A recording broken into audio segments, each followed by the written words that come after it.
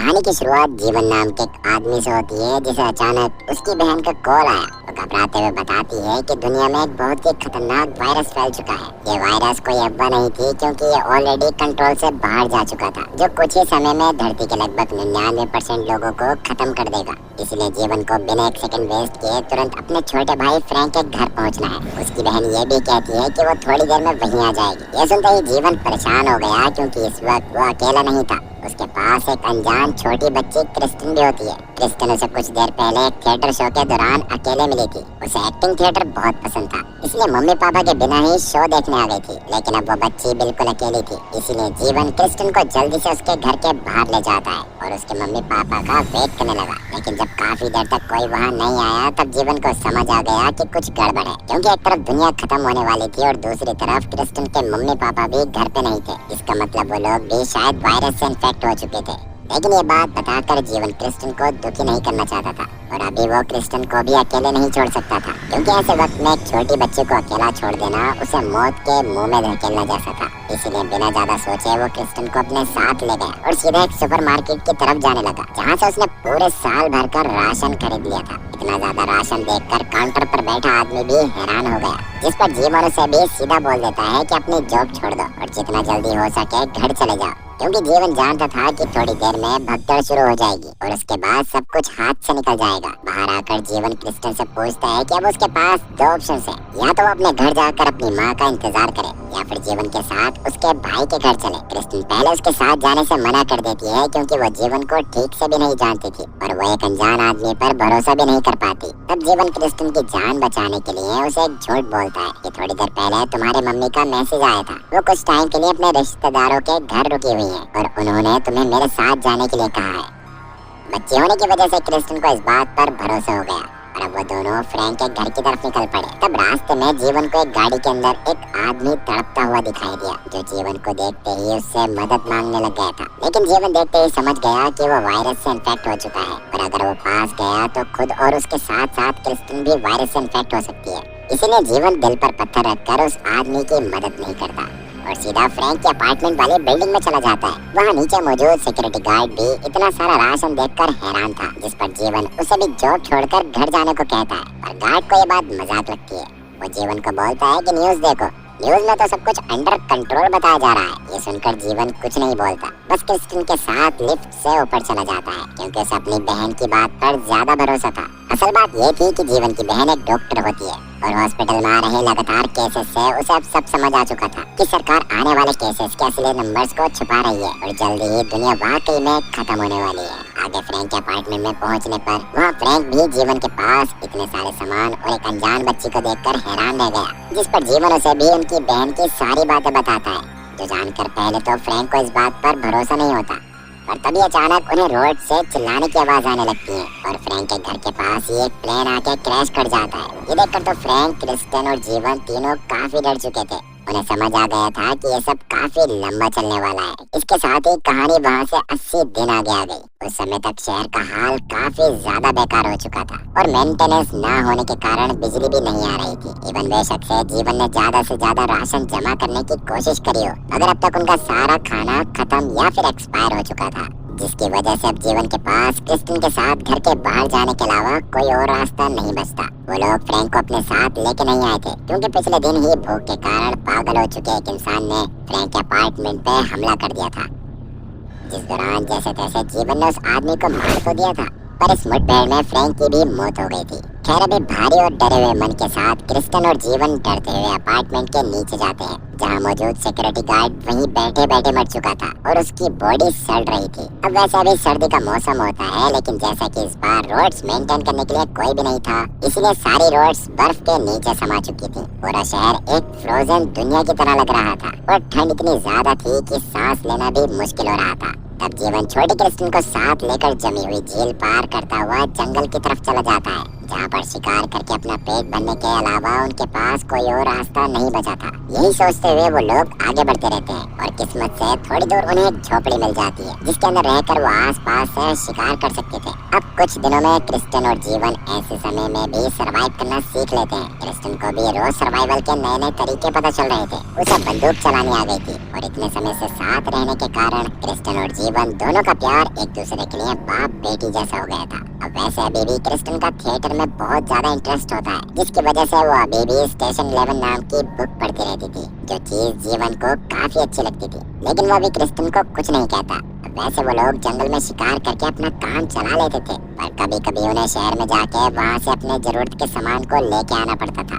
ऐसे समय में अब तक तो उनका मुकाबला किसी जिंदा इंसान से नहीं हुआ था, पर क्योंकि अभी के समय में कहीं पे जाने में काफी खतरा था, उसी वजह से हमेशा जीवन क्रिस्टन को किसी ऊंची जगह पर बंदूक देके उसे कवर देने को कहता था और खुद नीचे नीचे घरों में जाके जरूरत की चीजें इकट्ठा करता था। आगे एक दिन जब वो दोनों सामान इकट्ठा करने जाते हैं तो जीवन के घर से बाहर आने पर अचानक उसे एक औरत शूट करके बेहोश करने की कोशिश करती है, मगर जीवन की जैकेट मोटी होने के कारण उसे कुछ नहीं होता। उस समय वो क्रिस्टन को मदद करने को कहता है, लेकिन क्रिस्टन उसकी कोई मदद नहीं करती, जिसकी वजह से जीवन को उस औरत को खुद ही संभालना पड़ा, जिसे बेहोश करके जीवन सीधा क्रिस्टन के पास चला गया था, जो असल में अपनी स्टेशन 11 वाली किताब में खोई हुई थी। ये देखकर जीवन को बहुत ज्यादा गुस्सा आया और वो क्रिस्टन को बहुत डांटता है। इस दौरान क्रिस्टन भी उससे बहस कर लेती है और गुस्से में जीवन उसकी किताब को अपनी झोपड़ी की तरफ जाते हुए रास्ते में ही छोड़ देता है, क्योंकि आज उस किताब के कारण ही उसकी जान जाते जाते बची थी। अभी शुरू में तो क्रिस्टन को इस बारे में कुछ पता नहीं चलता,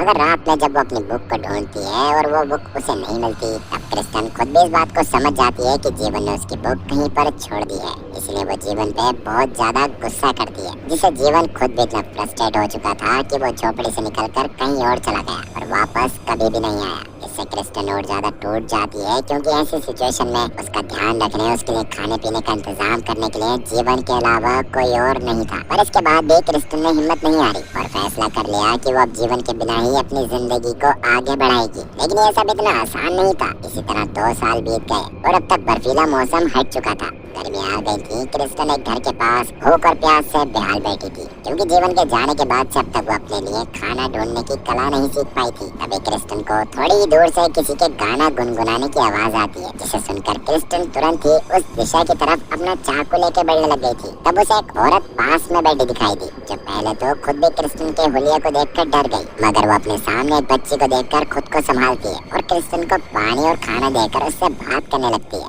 उस औरत का नाम सारा था, जो एक म्यूजिशियन ग्रुप की लीडर थी और पास ही उसका ग्रुप रुका हुआ था। दुनिया के खत्म होने के बाद जब कोई बिजली वगैरह से चलने वाली चीजें नहीं थी, जिसकी वजह से लोगों का जीवन काफी बोरिंग सा हो गया था, इसलिए सारा अपने साथियों के साथ बसावट वाली जगह पे जा जाकर परफॉर्मेंस करा करती थी, ताकि लोगों को जीने की उम्मीद मिलती रहे। ये सुनकर क्रिस्टन को काफी अच्छा लगता है, और क्योंकि आगे चल के सारा का प्लान थिएटर परफॉर्मेंस करने का भी था, इसलिए क्रिस्टन सारा से उसे अपने पास रखने की रिक्वेस्ट करती है, जिस पर सारा भी खुशी खुशी मान गई। और अब सारा का ग्रुप ही क्रिस्टन का नया ग्रुप था। उनके साथ रहते रहते क्रिस्टन को 20 साल हो गए, जिस वक्त तक क्रिस्टन बड़ी हो चुकी थी और सारा के बूढ़ा हो जाने की वजह से अब क्रिस्टन ही उसके ग्रुप की नई लीडर थी। सब लोग उसे बहुत पसंद करा करते थे। और अब कुल मिलाकर दुनिया में बचे लोग अभी के हिसाब से दुनिया के उस समय में जी रहे थे जब कोई टेक्नोलॉजी नहीं हुआ करती थी और लोग खाना उगाकर और शिकार करके अपना पेट भरते थे। इस दौर में पैदा होने वाले कुछ बच्चों को तो टेक्नोलॉजी वर्ड के बारे में भी नहीं पता था। इसी तरह क्रिस्टन के ग्रुप में हैरी नाम की एक लड़की होती है, जिसे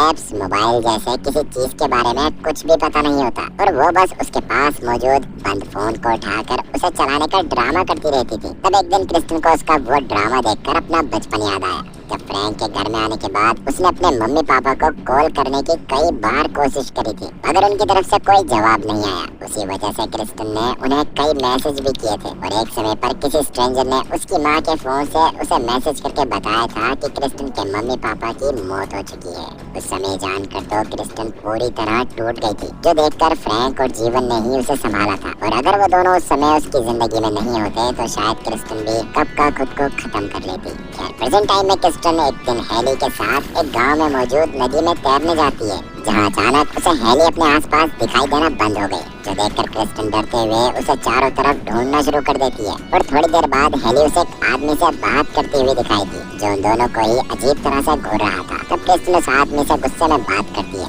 और वो बताता है कि असल में वो उन दोनों का ही काफी बड़ा फैन है, क्योंकि अभी के टाइम पर एंटरटेनमेंट के लिए लोगों को क्रिस्टन के शोज का ही वेट करना पड़ता था। तब उसकी बातों को सुनकर क्रिस्टन शांत हो जाती है। इसके बाद वो और हेली उस आदमी डेविड और उसके साथी के साथ बैठकर थोड़ी देर बात करते हैं, जिस दौरान डेविड क्रिस्टन के हाथ में बने एक टैटू को देखकर जब उसके बारे में क्रिस्टन से पूछता है, तब वो उसे मजाक के अंदाज में कहती है कि ये उन लोगों की याद में है जिन्हें मैंने अपने हाथों से मारा था। ये सुनकर डेविड शांत हो गया और उसने क्रिस्टन को स्टेशन 11 बुक की ही एक लाइन बोली थी, जो सुनकर खुद क्रिस्टन भी शांत हो गई और अभी वो हेली के साथ वहाँ से चली जाती है। अब रात के समय में क्रिस्टन और उसके साथी डेविड और उसके गांव के लोगों के लिए धमाकेदार परफॉर्मेंस करते हैं। इस दौरान क्रिस्टन नोटिस करती है कि डेविड आराम से झाड़ियों के पीछे साइड में बैठा हुआ था, क्योंकि असल में उसको थिएटर में या सॉन्ग्स में कोई इंटरेस्ट होता ही नहीं है। सुबह बस उसने क्रिस्टन से झूठ बोला था, क्योंकि उस समय वो हेली को अपनी बातों में उलझाकर उसको अपने ग्रुप में शामिल कर लेता, ताकि आगे चलकर हेली उसके हिसाब से काम करे। उसने इसी तरह कई बच्चों को अपने ग्रुप में शामिल करा था। तब क्रिस्टन को भी याद आता है कि उसने डेविड की शक्ल एक वार्निंग पोस्टर पे देखी थी।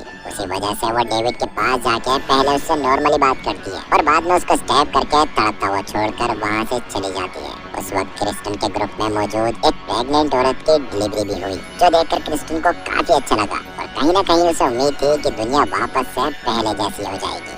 अब इसके अगले दिन जब क्रिस्टन अपने ग्रुप के साथ उस जगह से जाने वाली थी, मगर वहाँ से निकलने से पहले वो वापस उसी जगह पर जाती है जहाँ उसने टाइलर को जान से मारा था। मगर वहाँ जाते ही क्रिस्टन के होश पूरी तरह से उड़ गए, क्योंकि असल में अब तक टाइलर वहाँ से भाग चुका था और बस वहाँ खून के डब्बे मौजूद थे। अब क्रिस्टन को वो पल याद आया जब उसने टाइलर को स्टेप करते हुए उससे उन लाइन्स के बारे में पूछा था जो स्टेशन 11 में लिखी हुई थी। जबकि सबसे अजीब बात ये थी कि उसके राइटर ने खुद वो बुक सिर्फ क्रिस्टन को दी थी और उस बुक की बस एक कॉपी थी, मगर टाइलर ने क्रिस्टन को इस बारे में कुछ नहीं कहा था। अब वैसे वो बुक क्रिस्टन ने अपनी ही टीम के एक मेंबर के घर में छुपाई थी। इस बारे में क्रिस्टन सारा से बात करते हुए उसको भी बताती है, जो सुनकर अब सारा को उस बूढ़े आदमी और उसके साथ रहने वाले लोगों की टेंशन होने लग गई थी। उन्हें लग रहा था कि शायद टाइलर ने पहले उन पर हमला करके उन लोगों को मार दिया है, इसलिए वहाँ के हाल को चेक करने के लिए सारा अपने साथियों के साथ उसी बूढ़े मेंबर के घर जाती है, जिसके घर में काफी सारे बच्चे रहा करते थे और उनकी सेफ्टी के लिए उसने घर के थोड़ा सा दूर काफी सारी माइंस लगाई हुई थी। तब शुरू में क्रिस्टन और उसके साथियों को माइंस का वार्निंग साइन देखकर पहले तो माइंस होने की बात पर भरोसा नहीं होता, पर उन लोगों के घर के पास पहुंचने से पहले ही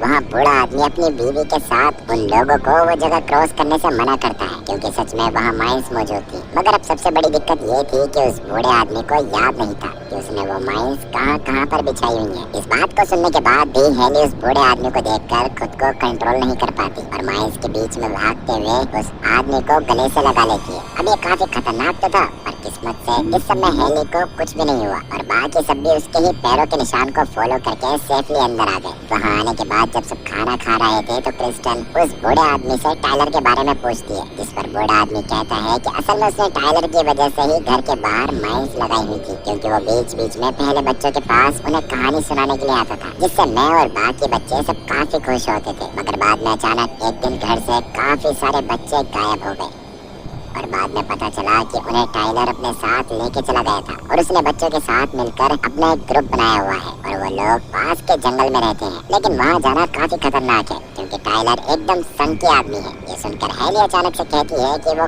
काफी अच्छा है। इस पर क्रिस्टन उसे शांत रहने को कहती है और थोड़ी देर बाद खुद चुपके से उस कमरे में चली जाती है जहाँ उसने उस किताब को छुपाया था। उसको देखकर क्रिस्टन को पता चलता है कि वो किताब तो आज भी वहीं पर थी। तभी वहाँ वो बूढ़ा आदमी आ जाता है, जिसको देखकर क्रिस्टन उस किताब को छुपाती है और उससे बातें करते हुए कहती है कि आपको एक डायरेक्टर की तरह हमारे ग्रुप को वापस से ज्वाइन कर लेना चाहिए। मगर बूढ़ा आदमी इसके लिए मना कर देता है और क्रिस्टन इसके बाद वहाँ से हेली के पास चली जाती है, जहाँ हेली से बात करते हुए वो उससे जानने की कोशिश करने लग गई थी कि टाइलर ने उससे क्या बात करी थी, क्योंकि टाइलर की बॉडी मिसिंग होने की वजह से अब क्रिस्टन को ये बात तो समझ आ गई थी कि पक्का टाइलर अभी भी जिंदा है। इस पर हेली उसको बताती है कि टाइलर ने उसे भी काफी अच्छी कहानियां सुनाई थी और उसे थिएटर ग्रुप छोड़कर उसके साथ चलने को कहा था। हेली खुद भी उसकी बात को मान गई थी, मगर टाइलर हेली को लेने आया ही नहीं। असल में उसी रात क्रिस्टन ने टाइलर को स्टैप करके घायल कर दिया था। इस बात को सुनकर क्रिस्टन को काफी गुस्सा आया, क्योंकि जीवन भी बचपन में उसे बिना कुछ बताए कहीं पर चला गया था और क्रिस्टन नहीं चाहती थी कि कोई उसे वापस से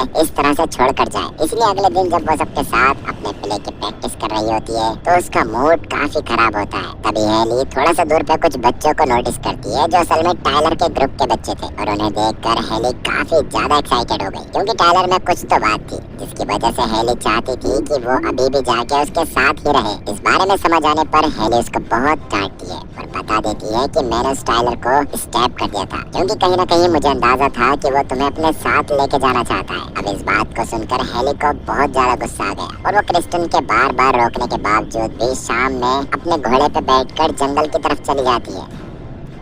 इस बारे में क्रिस्टन को पता चलने पर उसे बहुत ज्यादा बुरा लगता है, जिसके बारे में वो रात में सोच ही रही थी कि तभी उसे गलियारे में से किसी बच्चे की आवाज आई और वहाँ जाके चेक करने पर वहाँ उनमें बच्चों में एक बच्ची मौजूद थी जिसको टाइलर अपने साथ लेके गया था। उसको देखते ही अभी क्रिस्टन के होश उड़ गए, क्योंकि उस बच्ची के शरीर से एक माइन चिपकी हुई थी जो टाइलर ने उस बूढ़े आदमी के लिए भेजा था ताकि वो उसको मार सके। इस बारे में उस बूढ़े आदमी को पता चलने पर वो माइन को डिफ्यूज करने की कोशिश करने लगा और क्रिस्टन बाहर जाके सोचने लगी कि टाइलर उस बूढ़े आदमी को क्यों मारना चाहता है, लेकिन बाहर जाके उसे समझ आया कि असल में टाइलर उस माइन से बूढ़े आदमी को नहीं बल्कि उसको मारना चाहता था, क्योंकि उसने टाइलर को मारने की कोशिश करी थी। ये समझ आते ही क्रिस्टन भागते हुए अंदर जाने लगी, लेकिन उसके अंदर जाने से पहले ही माइन ब्लास्ट हो गई, जिससे बूढ़े आदमी के पूरे घर के छितड़े उड़ गए थे। अब किस्मत से क्रिस्टन के साथ ही बूढ़े आदमी के घर में नहीं रुके थे, इसलिए वो सेफ होते हैं। मगर टाइलर की इस हरकत को देखकर क्रिस्टन को हेली के लिए काफी डर लगने लगा था और वो तुरंत ही उसे ढूंढने के लिए जंगल की तरफ जाने लगी। उसी दौरान माइन वाले एरिया को क्रॉस करने पर क्रिस्टन को ये बात भी समझ आई कि बेशक से उस बूढ़े आदमी ने अपने घर के पास में माइंस लगाई हो और वो सारी माइंस टाइलर पहले ही वहाँ से चुरा कर ले जा चुका है, और उसी वजह से पहले हेली को बूढ़े आदमी के पास आने पर कोई दिक्कत नहीं हुई थी और अब क्रिस्टन को भी वहाँ से निकलने में कोई दिक्कत नहीं हुई। तब क्रिस्टन को वो पल भी याद आता है जब एक समय पर उसने हेली को उसके बचपन में खो दिया था, जिसके बाद वो काफी ज्यादा डर गई थी, पर बाद में हेली को उसने जैसे तैसे ढूंढ ही लिया था। मगर क्या भी हेली सेफ होगी और टाइलर ने उसे कोई नुकसान नहीं पहुंचाया होगा? यही सब सोचते हुए क्रिस्टन लगातार जंगल में अंदर जाती रही। अब इसके अगले दिन सारा और बाकी सब उस बूढ़े आदमी की मौत की वजह से काफी दुखी थे। तभी वहाँ हेली खुद भी आ गई जो पूरी रात पास में ही थी और अभी काफी ज्यादा थक चुकी थी। अभी इसको देखकर सब क्रिस्टन के लिए भी परेशान होने लगे। तब क्रिस्टन को हेली के सेफ होने के बारे में बताने के लिए सारा तुरंत काफी सारी रंग बिरंगी फ्लेयर्स को हवा में फायर करती है जो क्रिस्टन ने देख ली थी और उसे समझ भी आ गया था कि हेली सेफ है, पर अभी भी वो टाइलर से मिलकर उनके बीच हुई चीजों को सॉर्ट आउट करना चाहती थी ताकि आगे उनके लिए टाइलर की वजह से कोई भी दिक्कत ना हो। इसके लिए वो जंगल के अंदर चलना बंद नहीं करती। वहीं सारा और बाकी सब अभी भी क्रिस्टन के लिए काफी परेशान हो रहे थे। उसी वजह से वो खुद भी उसे जंगल में जाके ढूंढने का फैसला करते हैं, मगर उन्हें क्रिस्टन कहीं पर भी नहीं मिली और तभी बारिश होना भी शुरू हो गई थी, जिससे बचने के लिए सब एक बर्बाद हो चुके एक स्ट्रक्चर में जाकर छुप गए थे। वहाँ बैठकर वो बारिश के बंद होने का वेट कर ही रहे थे कि तभी वहाँ एक आदमी आके उन्हें गन पॉइंट पर ले लेता है और उन्हें उसके साथ साथ उसके ऑर्गेनाइजेशन में चलने को कहता है, जिनके लीडर को थिएटर ग्रुप के इस एरिया में आने के बारे में पता चला था। वो चाहते थे कि वो लोग उनके ऑर्गेनाइजेशन पे आके वहाँ के लोगों के लिए परफॉर्म करें। इसके लिए उस आदमी के पास एक इन्विटेशन लेटर भी होता है, जिसे देखकर सारा ना चाहते हुए भी उसके साथ जाने को तैयार हो गई और जाते समय उसने अपने ग्लासेस और उस इन्विटेशन लेटर को जमीन पे गिरा दिया था ताकि अगर क्रिस्टन उन्हें ढूंढने की कोशिश करे तो उसे पता चल जाए कि वो लोग कहाँ गए हैं। अब इसके बाद वो आदमी उन्हें एक अंधेरे वाले रास्ते से होते हुए एक म्यूजियम टाइप की जगह पे लेके चला गया। वो जगह किसी एयरपोर्ट जैसी लग रही थी। खैर वहाँ आने के बाद सारा और बाकी सब अपने दूसरे साथियों को भी देखते हैं, जिन्हें भी उस आदमी के साथी पहले ही अपने साथ वहाँ लेके आ गए थे और अभी सब एक दूसरे से मिलकर काफी खुश होते हैं। अब बूढ़े और कमजोर होने की वजह से सारा को काफी अजीब लग रहा था और जैसा कि अभी भी उसने अपने सीनियर मेंबर और क्रिस्टन दोनों को खो दिया था तो उसे इस बात का काफी दुख होता है, जिसके बारे में सोचते हुए ही वो बेहोश हो गई। वहीं क्रिस्टन जंगल में ही थी जहाँ पर वो टाइलर के बनाए हुए कुछ अजीब मार्क्स को फॉलो करते हुए फाइनली एक फील्ड में पहुँचती है, जहाँ उसे काफी सारे बच्चे देखकर घेर लेते हैं। उन सबको टाइलर ने स्टेशन 11 की कहानियाँ सुना रखी थी और वो लोग अपने आप को उसी नोवेल की कहानी के कैरेक्टर्स मानते थे, जो देखकर क्रिस्टन को काफी अजीब लगा। और अभी उसके उन बच्चों से बात करने पर बच्चे क्रिस्टन को अपने साथ एक छोटे से शेल्टर के पास लेके चले गए, जहाँ पर टाइलर मौजूद था।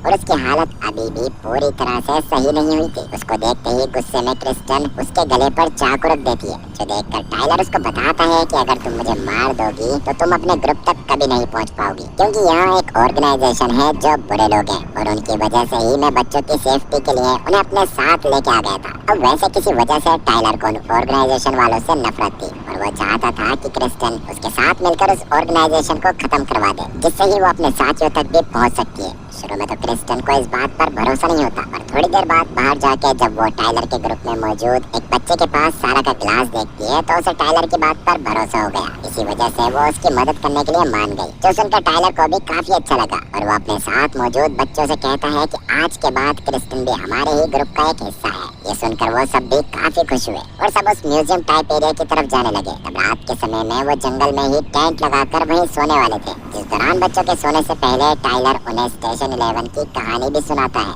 जिसे सुनकर सबको काफी खुशी होती है और बाद में टाइलर खुद भी क्रिस्टन से थोड़ी देर बात करने के बाद सो गया। इसके बाद जब वो अगले दिन आगे बढ़ना शुरू करते हैं तो अचानक जंगल में रहने वाला एक और खतरनाक ग्रुप उन्हें लूटने के लिए उन पर हमला कर देता है। तब क्रिस्टन एक आदमी पर अपना खंजर फेंक कर उसे खत्म कर देती है और तभी दूसरा बंदा पीछे से कुछ जहरीले डार्ट्स को बच्चों की तरफ छोड़ता है। ये देखकर क्रिस्टन अपने हाथ को बीच में ले आई, जिसकी वजह से वो डार्ट उसके लग गया, लेकिन पीछे मौजूद एक बच्चे के भी एक जहरीला डार्ट लग गया था और उसका शरीर थोड़े से भी जहर को नहीं झेल पाया, जिससे उसकी मौत हो गई। उसको देखने के बाद क्रिस्टन समझ पाती कि उसे क्या करना है। उससे पहले ही जहर का असर उसके शरीर पे भी होने लगा था और वो भी बेहोश हो गई। उस टाइम पर उसे अपने विजन्स में अपना बचपन वाला रूप और बर्फीले दिन दिखाई दिए, जब क्रिस्टन जीवन के साथ रहा करती थी। अभी क्रिस्टन का छोटा वाला रूप सबसे पहले उसे उस समय पर ले आया जब क्रिस्टन को उसके टीचर आर्थर ने स्टेशन 11 बुक दी थी, जो खुद एक बहुत ही कमाल का थिएटर आर्टिस्ट था और एपोकलिप्स आने से बस थोड़े दिन पहले प्ले करते दौरान अचानक से उसे हार्ट अटैक आने से मौत हो गई थी।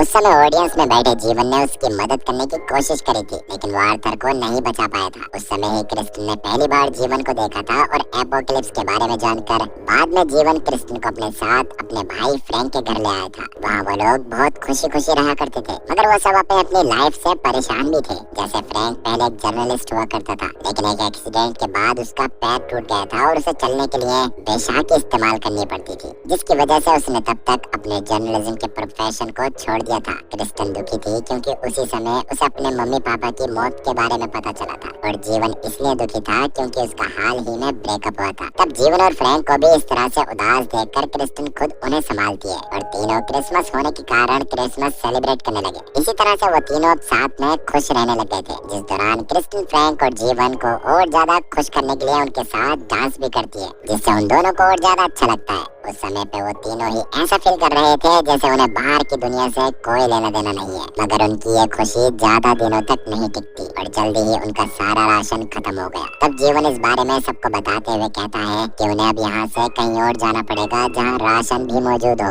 लेकिन ऐसा करना इतना ज्यादा आसान नहीं होता क्योंकि बाहर बर्फीले तूफान चल रहे थे और ऐसे में फ्रैंक तो बाहर नहीं जा सकता था। उसी वजह से जीवन कुछ सोचते हुए उसी बिल्डिंग के अलग अलग अपार्टमेंट्स में जाके वहाँ से खाने पीने की चीजें ढूंढने की कोशिश करता है, जिस दौरान आज के लिए उसे थोड़ा सा फ्रोजन फूड मिला, मगर आगे के लिए उन्हें काफी दिक्कत होने वाली थी। इस बारे में वो लोग खाना खाते हुए बात करते हैं और तब फ्रैंक जीवन से अपनी लैंग्वेज में बात करते हुए कहता है कि तुम क्रिस्टन को अपने साथ बाहर ले जाओ, जहाँ ही तुम दोनों सरवाइव कर पाओगे, वरना वो बेचारी भी मेरी वजह से यहीं रहकर मारी जाएगी। इस पर शुरू में तो जीवन मना कर देता है क्योंकि वो फ्रैंक के बिना कहीं पर भी नहीं जाना चाहता था, लेकिन फ्रैंक क्रिस्टन की भलाई के लिए जैसे तैसे जीवन को ये काम करने के लिए मना ही लेता है। इसके बाद फ्रैंक क्रिस्टन के साथ खेलते हुए उसके फेवरेट प्ले की एक्टिंग करने लगा, जिसमें जीवन भी उनके साथ एक्टिंग कर रहा था। पर इस एक्टिंग के दौरान वो लोग सही से ध्यान नहीं दे पाते और एक चोर उनके घर में खाना चुराने के इरादे से आ गया। उसके हाथ में एक खंजर था जिसको लेकर वो तीनों के सामने खड़ा हो जाता है और उस समय पर जीवन और क्रिस्टन की जान बचाने के लिए फ्रैंक उस चोर को अपनी तरफ आने के लिए उकसाने लगा। इससे गुस्से में आके चोर ने फ्रैंक के ऊपर हमला कर दिया था। मौका मिलते ही जीवन जैसे तैसे चोर को मार तो देता है, पर अब तक चोर ने फ्रैंक को भी स्टैप कर दिया था,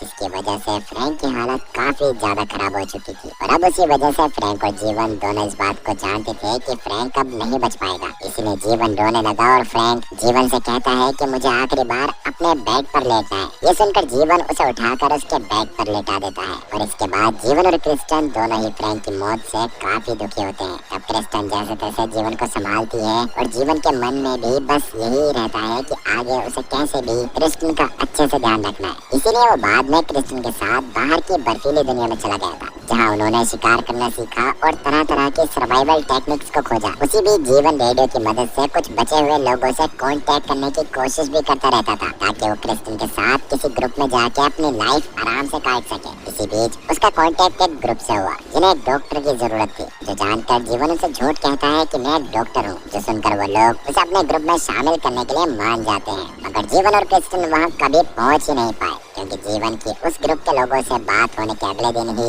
जीवन और क्रिस्टन उस गांव में गए थे, जहां जीवन के ऊपर एक औरत ने आके उसे बेहोश करने की कोशिश करी थी। और क्रिस्टन बुक पढ़ने में बिजी होने के कारण उसकी मदद नहीं कर पाई थी, जिसकी वजह से जीवन ने उसकी बुक बिना उसे बताए ही फेंक दी थी। और उसी वजह से उन दोनों में लड़ाई होने के कारण जीवन वहाँ से चला गया था। वैसे जीवन उस वक्त क्रिस्टन को छोड़कर नहीं गया था, बल्कि उसकी बुक को ढूंढने के लिए गया था, क्योंकि कहीं न कहीं वो समझ गया था कि क्रिस्टन को वो बुक काफी पसंद है।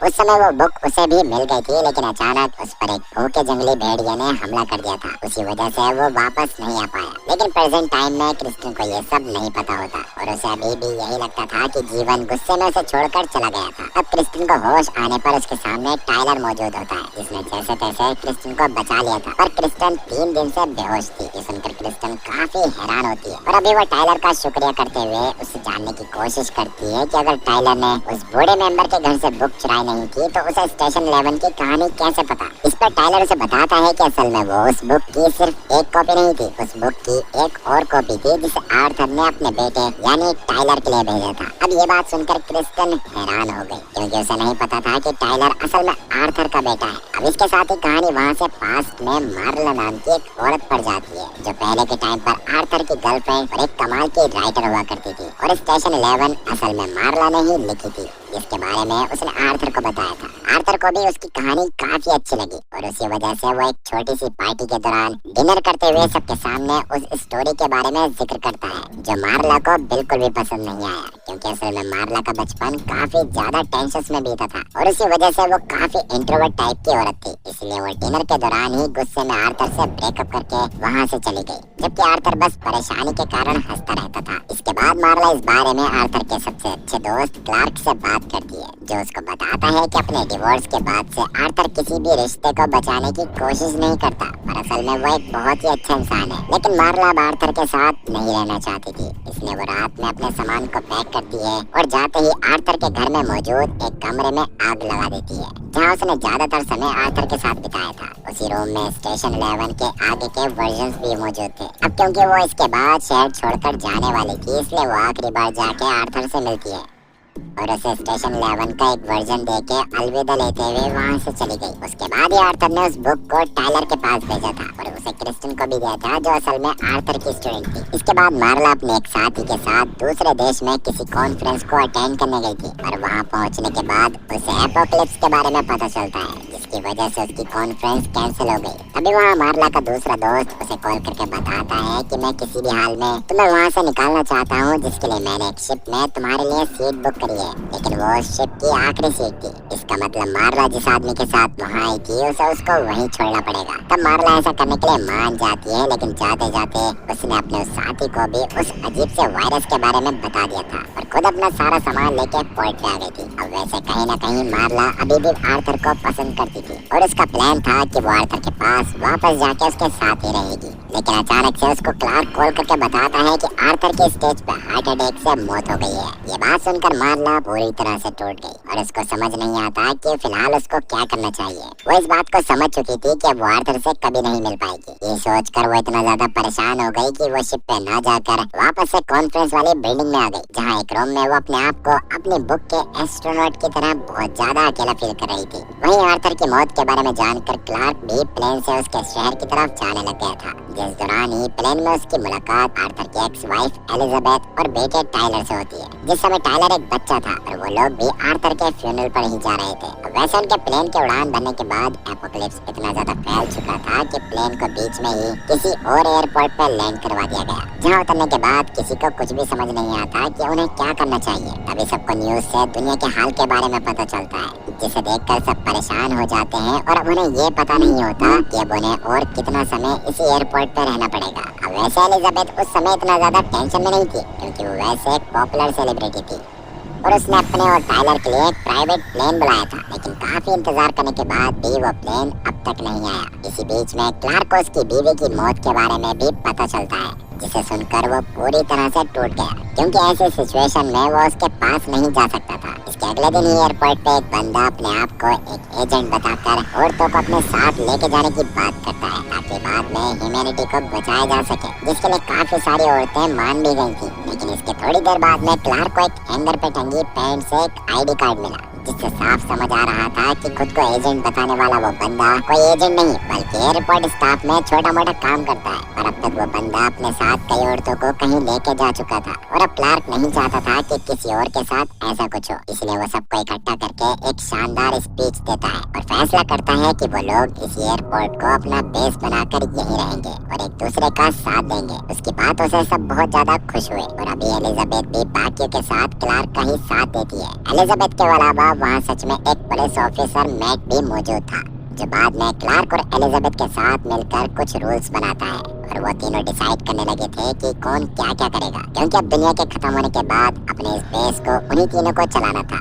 इवन उन तीनों के अलावा टाइलर भी उनकी मदद करने वाला था, क्योंकि उसे टेक्नोलॉजी की सबसे ज्यादा नॉलेज थी। अब वैसे टाइलर आर्थर की मौत की वजह से काफी परेशान था और वो आर्थर से गुस्सा भी था, क्योंकि इतने समय से उसने टाइलर से बात तक करने की कोशिश नहीं करी थी। तब एलिजाबेथ इस बात को समझ जाती है और जब टाइलर सबसे अलग अकेले बैठा होता है तो वो टाइलर को जाके बताती है कि तुम्हारे पिता तुमसे बहुत प्यार करते थे और उन्होंने तुम्हारे लिए काफी सारी चिट्ठियां भेजी थी, लेकिन मैंने कभी उनमें से कोई तुम्हारे पास नहीं पहुंचने दी। लेकिन मेरे पास आर्थर का आखिरी पार्सल है जो शायद हमेशा तुम्हें उनकी याद दिलवाएगा। इतना बोलकर एलिजाबेथ टाइलर को स्टेशन 11 वाली बुक देती है और इस तरह से टाइलर के पास वो बुक पहुंची थी। खैर इसके बाद शाम में जब टाइलर एयरपोर्ट पे था तो उसे रनवे पर मौजूद एक प्लेन में एक आदमी दिखाई दिया, जिसे असल में क्लार्क ने इन्फेक्टेड होने की डर की वजह से सबसे अलग रखा हुआ था और अभी उस आदमी की हालत बहुत ज्यादा खराब थी और अभी तक वो मरा नहीं होता। इसीलिए छोटे टाइलर को लगता है कि वो आदमी कहीं न कहीं इस वायरस से इम्यून है, इसलिए वो उसे अपने साथ जैसे तैसे बाकी सबके पास लेके आ गया। मगर क्लार्क और बाकी लोग उसे देखकर इतना ज्यादा डर जाते हैं कि मैट तुरंत ही बंदूक निकालकर उसे सबके सामने शूट करके खत्म कर देता है। ये देखकर टाइलर के तो होश उड़ चुके थे। तब एलिजाबेथ तुरंत उसके पास जाके उसे संभालने लगती है और अब क्लार्क और बाकी सब एलिजाबेथ और टाइलर दोनों को ही उस प्लेन में क्वारंटीन कर देते हैं, क्योंकि उन्हें लग रहा था कि अब वो दोनों भी इन्फेक्टेड है। पर किस्मत से ऐसा कुछ नहीं होता और 30 दिन के लंबे क्वारंटीन के बाद उन्हें प्लेन से बाहर निकाला गया। अब इन 30 दिनों में टाइलर ने स्टेशन 11 बुक को बार बार पढ़ा था और कहीं न कहीं वो उसे पढ़कर मेंटली इल भी हो चुका था, इसलिए वो किसी से बात नहीं करता और बाहर आने के बाद भी उसी बुक में घुसा रहता था, जो देखकर क्लार्क एलिजाबेथ से कहने लग गया था कि शायद टाइलर का उनके ग्रुप में होना सही नहीं है। ये बातें टाइलर खुद भी रेडियो की मदद से सुन लेता है, जो उसे इतनी ज्यादा बुरी लगती है कि वो रात के समय में रनवे पे मौजूद प्लेन में आग लगा देता है और बाकी सबको ऐसा दिखाता है कि वो खुद भी उस प्लेन में जलकर मर गया है। इससे सब काफी परेशान हो गए थे और कहीं न कहीं क्लार्क खुश भी था, क्योंकि अब एलिजाबेथ कहीं न कहीं बस उसकी बात मानने वाली थी। प्रेजेंट टाइम में टाइलर ने ये सारी बातें क्रिस्टिन को बता दी थी, मगर क्रिस्टिन को ये समझ नहीं आता कि टाइलर उन लोगों से नफरत क्यों करता है। इस पर टाइलर उसे बताता है कि क्लार्क ने असल में एक म्यूजियम बनाया हुआ है, जहाँ उसने पहले के लोगों की चीजें रखी हुई हैं और वो अपनी पूरी ऑर्गेनाइजेशन को अपने हिसाब से कंट्रोल करता है। वो किसी को इस पैंडेमिक सिचुएशन में भी आगे नहीं बढ़ने दे रहा, जबकि मेरा मानना है जब तक दुनिया के लोग चेंज को एक्सेप्ट नहीं करेंगे तब तक वो आगे नहीं बढ़ पाएंगे। इसी वजह से हमें पहले क्लार्क के ग्रुप को ऐसे ही ज्वाइन करना पड़ेगा जैसे हम उनकी हरकतों को एकदम सही मानते हैं, जिसके बाद हमें अंदर रहकर धीरे धीरे उस म्यूजियम को बर्बाद करना है। इस पर कृष्ण मान गए और वो लोग एक नदी के पास आ जाते हैं, जहाँ थोड़ी ही देर में क्लार्क के ऑर्गेनाइजेशन के लोगों ने आके उन्हें बंदी बना लिया था और उन्हें अपने साथ अपने बेस पे लेके चले गए थे। वहाँ उन लोगों को ग्रुप में ज्वाइन करने से पहले क्लार्क के लोग उनसे पूछताछ करते हैं और किस्मत से उनमें से किसी को इस बात पर शक नहीं होता कि वो आदमी टाइलर है और वो औरत क्रिस्टन। वैसे भी के टाइम पर क्लार्क पहले की तरह ही अपने ऑर्गेनाइजेशन को चला रहा था, जहाँ वो अपनी मनमानी करता था। और जो भी उसके रूल्स को फॉलो नहीं करता था उन्हें मार दिया जाता था। खैर अभी वो जाके क्रिस्टन और टाइलर से अपने बनाए गए म्यूजियम में ही मिलता है, पर वो भी उन दोनों को पहचान नहीं पाता। उनका स्वागत करके वो वहाँ से चला गया और वहाँ से निकलते समय मौका देखकर टाइलर ने कुछ बॉम्ब्स म्यूजियम में लगा दिए। इसके बाद क्रिस्टन सबसे पहले अपने साथियों के पास जाके उनसे मिलती है। उसे पता चलता है कि सारा को हार्ट अटैक आया था, लेकिन एलिजाबेथ उन्हें किसी से मिलने नहीं दे रही थी। ये सुनकर क्रिस्टन को काफी बुरा लगा। वहीं कहीं न कहीं मैक को इस बात पर शक हो चुका था कि टाइलर असल में वही टाइलर है जो बचपन में शायद सबको बेवकूफ बनाकर वहाँ से भाग गया था। इस बारे में जाके वो एलिजाबेथ से बात करता है, लेकिन एलिजाबेथ को पूरी तरह से भरोसा नहीं होता। अब रात के समय में टाइलर क्रिस्टन से बात करके उसे अपने साथ वेंटिलेशन डक्ट से सबसे पहले सारा से मिलवाने ले गया। तब टाइलर क्रिस्टन से बात करते हुए कहता है कि तुम एयरपोर्ट पे होने वाली परफॉर्मेंस बहुत अच्छे से करना, और एलिजाबेथ उससे यही कहती है कि मैं भी इतने समय से टाइलर का वेट कर रही थी, क्योंकि मेरा मन भी नहीं मानता था कि वो मर गया है। पर पकड़े जाने के बाद से टाइलर ने किसी से ज्यादा बात नहीं करी, और वो बार बार इस बात को मानने से मना कर रहा था कि वो एलिजाबेथ का बेटा टाइलर है। इस पर क्रिस्टन एलिजाबेथ से कहती है कि शायद आपको टाइलर के साथ मिलकर हमारे प्ले में परफॉर्म करना चाहिए, इससे आप दोनों बात कर पाओगे और कहीं न कहीं टाइलर का मन भी पिघल जाएगा। इस पर एलिजाबेथ मान गई। वही जंगल में अब तक टाइलर के सारे बच्चे छुपे हुए थे, जिन्हें टाइलर ने म्यूजियम के ब्लास्ट होने तक वेट करने को कहा था। और अब म्यूजियम के ब्लास्ट होने के बाद वो एक बूढ़े से आदमी के साथ धीरे धीरे ऑर्गेनाइजेशन के बेस की तरफ बढ़ रहे थे। थोड़ी देर में वो बूढ़ा आदमी ऑर्गेनाइजेशन में पहुंच जाता है, और वो बूढ़ा आदमी असल में कोई और नहीं बल्कि खुद जीवन था, जो सच में काफी जाना माना डॉक्टर बन चुका था।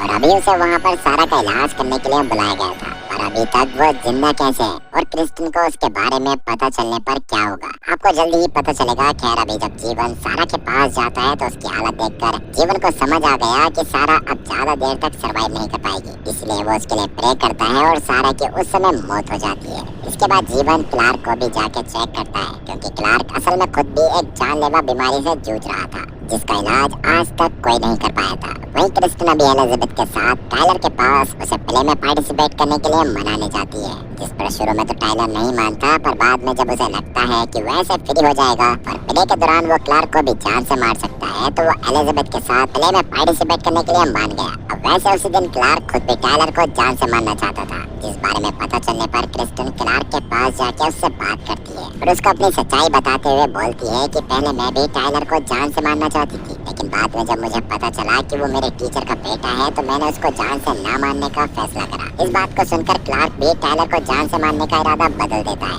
क्योंकि वो भी आर्थर की बहुत रिस्पेक्ट करता था। इसी वजह से अब वो खुद भी प्ले में पार्टिसिपेट करने का फैसला करता है। वैसे क्रिस्टन को इस बारे में पता था कि टाइलर क्लार्क को जान से मार देगा, इसी वजह से वो हेली से बोलकर प्ले से पहले टाइलर को एक खंजर दिलवा देती है, लेकिन टाइलर के स्टेज पर जाने से पहले बोलती है कि कोई भी इंसान किसी को नफरत नहीं करता और बदला लेने से कभी कुछ नहीं बदलता, बस लोग अपने आप से ज्यादा नफरत करने लगते हैं। ये सुनने के बाद भी टाइलर स्टेज पर चला गया था, जिसमें प्ले के अकॉर्डिंग एलिजाबेथ और क्लार्क राजा रानी बने थे और टाइलर को राजा यानी क्लार्क को जान से मारना था। अब वो अपने डायलॉग्स बोलने के बाद सच में क्लार्क को मारने वाला होता है, पर क्लार्क उसको बताता है कि असल में कभी उसने टाइलर को हेट करा ही नहीं, वो बस उस समय थोड़ा सा पावर के चक्कर में उसके साथ गलत करने वाला था, लेकिन उसे लगा कि वो सब सही है। मगर टाइलर के जाने के बाद उसे एहसास हुआ कि वो टाइलर को अपने बेटे की तरह देखता था और वो एलिजाबेथ से इस बारे में बात भी करता था। अब ये बात सुनकर टाइलर पूरी तरह से हैरान रह गया, क्योंकि उसे तो यही लगता था कि उसको कभी किसी ने प्यार करा ही नहीं, पर आज उसे पता चला कि उसके अगल बगल उसको प्यार करने वाले लोग भरे पड़े थे, इसलिए वो क्लार्क को नहीं मार पाता और स्टेज से उतरकर वहाँ से चला गया। इस दौरान प्ले देखने के लिए वहाँ जीवन भी मौजूद था, जो सब होने के बाद जब क्रिस्टन को देखता है तो समझ जाता है कि वो वही लड़की है जिसको वो बचपन में अपने जिगर का टुकड़ा मानता था। अभी क्रिस्टन भी जीवन को देखकर हैरान रह गई थी। वो तुरंत जीवन के पास जाके उससे बात करने लगती है और पूछती है कि वो उसके पास वापस क्यों नहीं आया। तब जीवन उसको बताता है कि वो उस रात उसके लिए बस वही किताब लेने गया था, जिस दौरान अचानक से उस पे एक भेड़िए ने हमला कर दिया। तब जैसे तैसे जीवन ने उस भेड़िए को मार तो दिया था, मगर वो इतना ज्यादा घायल हो चुका था कि वो वापस नहीं आ सकता था। उसने खिसकते हुए अपनी झोपड़ी के पास आने की कोशिश भी करी, पर वो बेहोश हो गया। और तभी किस्मत से वहाँ लोरा नाम की औरत आ गई, जो असल में उसी ग्रुप की लीडर थी जिनसे जीवन ने झूठ कहा था कि वो डॉक्टर है। और जब जीवन को उस गांव में एक औरत ने बेहोश करने की कोशिश करी थी तो वो औरत भी खुद लोरा ही थी, जो जीवन को बेहोश करके अपने बेस पे लेके जाना चाहती थी। खैर उस समय हालात खराब होने की वजह से जीवन को 4 दिन बाद होश आया था और उसे पता चला कि लोरा के ग्रुप में बहुत सारी प्रेग्नेंट औरतें थी और वो इसीलिए डॉक्टर की मदद चाहती थी ताकि उन सबकी डिलीवरी सही से करवाई जा सके। पर उस समय पर जीवन ने उनसे माफी मांगते हुए उन्हें बता दिया था कि वो डॉक्टर नहीं है। इससे लोरा गुस्सा तो नहीं होती, लेकिन अभी उसकी सब सही से संभाल पाने की उम्मीद टूट गई थी। वैसे उस समय पर भी जीवन चाहता था कि वो क्रिस्टन के पास वापस चला जाए, लेकिन तब उसे पता चलता है कि उसकी जान बचाने के लिए उसके एक पैर को काटना पड़ गया था, क्योंकि उसका पैर भेड़िए के हमले में काफी घायल हो चुका था। ये सुनकर जीवन पूरी तरह से टूट गया और तब लोरा उसे एक और बात बताती है कि उसके ऑपरेशन के अगले दिन वो उसकी झोपड़ी में गई थी, लेकिन वहाँ कोई बच्ची मौजूद नहीं थी। ये सुनकर जीवन और ज्यादा परेशान हो जाता है, क्योंकि उसे क्रिस्टन की टेंशन होने लगी थी। वो तुरंत एक व्हील चेयर लेके बेस से बाहर आया, जहाँ एक बर्फीला तूफान आ रखा था, जिसके बीच होके किसी भी हाल में झोपड़ी तक नहीं पहुँचा जा सकता था। और उसके बाद जो जीवन झोपड़ी की तरफ जाने लगा, लेकिन तभी इसकी नजर बाहर मौजूद लोरा की ग्रुप की एक औरत पर पड़ी, जो लेबर पेन के कारण बेहोश हो गई थी। और तब उसको देखकर जीवन वहाँ से ना जाकर उस औरत को अंदर लेकर चला गया और उसकी डिलीवरी करवाने में लोरा की मदद करने लगा। इसके बाद जीवन को समझ आ गया था कि कहीं न कहीं यहीं की औरतों को उसकी ज्यादा जरूरत है और क्रिस्टन इतनी समझदार है कि वो खुद को जैसे तैसे संभाल लेगी। इसलिए जीवन अब वहीं रुक जाता है, जिसके साथ ही उसे लोरा से प्यार हो गया था और उन दोनों का भी बच्चा था। अब जैसा कि जीवन की बहन भी डॉक्टर थी, तो उसको बेसिक चीजों के बारे में पता होता है और उसी तरह वो वहाँ रहकर सभी औरतों की मदद करता है। इसके बाद जब सभी औरतों की डिलीवरी सही से हो गई, तो जीवन लोरा के साथ अपनी उस झोपड़ी में जाता है जहाँ वो क्रिस्टन के साथ रहा करता था, पर वहाँ क्रिस्टन नहीं थी। इसके बाद वो हर 6 महीने में वहाँ जाया करता था, ताकि कभी न कभी उसकी मुलाकात क्रिस्टन से हो जाए। लेकिन क्रिस्टन उसे यहाँ एयरपोर्ट बेस पर मिली। प्रेजेंट में ये सब बातें जानने के बाद क्रिस्टन बहुत ज्यादा इमोशनल हो गई और जीवन से काफी देर बात करने के बाद से अपने ग्रुप के साथ आगे के सफर पर चली गई। तब जीवन और क्रिस्टन ने फैसला कर लिया था कि वो हर साल एक न एक बार जरूर मिलेंगे।